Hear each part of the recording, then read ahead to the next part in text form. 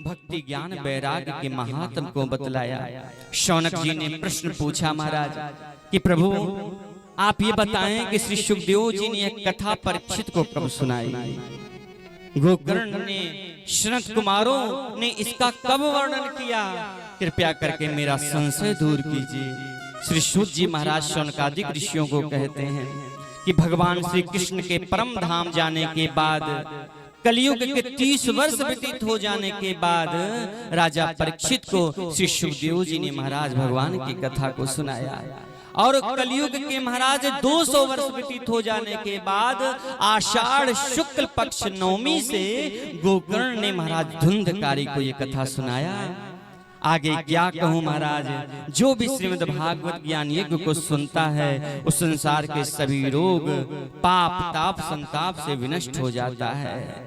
ये इस कथा का महाप्रताप है कि जो इस भगवान के जितने भी भाव हैं उन भावों को सुनता है महाराज, उसको कभी यमराज का मुख नहीं देखना पड़ता महाराज। उसके सामने यमराज नहीं आ सकते, उसके सामने तो भगवान के दिव्य पार्षद ही आएंगे महाराज, जो आकर के अंतिम समय में आपको लेने के लिए आएंगे। तो बड़ी श्रद्धा भक्ति के साथ श्रीमद् भागवत ज्ञान यज्ञ का आयोजन कल हम सभी लोगों ने महाराज बड़ा सुंदर महात्म श्रवण किया। नारद जी ने महाराज कल एक और संकल्प ले लिया। जब देखा कि ज्ञान वैराग्य जो मूर्छित अवस्था में पड़े हुए थे महाराज, वो पुनः नवीन अवस्था में आ गए, युवान अवस्था में आ गए। भागवत की कथा को सुन करके तुरंत नारद जी ने संकल्प ले लिया। और क्या संकल्प लिया?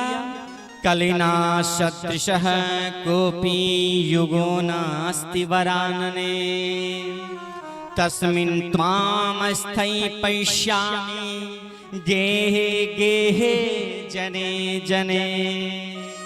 नारद जी कहते हैं भक्ति में या मैं आपके सामने संकल्प लेता हूँ कि अब मैं आपको घर घर में ना पहुंचा दिया, जन जन में ना पहुंचा दिया, लोगों को हृदय में ना पहुंचा दिया, तो मैं भी भगवान का दास नहीं, मैं भी भगवान का दास नहीं। और आज बंधुओं श्री नारद जी की कृपा है कि आज हम सभी लोगों को इतना सुंदर दिव्य इस श्रीमद् भागवत का पुण्य प्राप्त हो रहा है।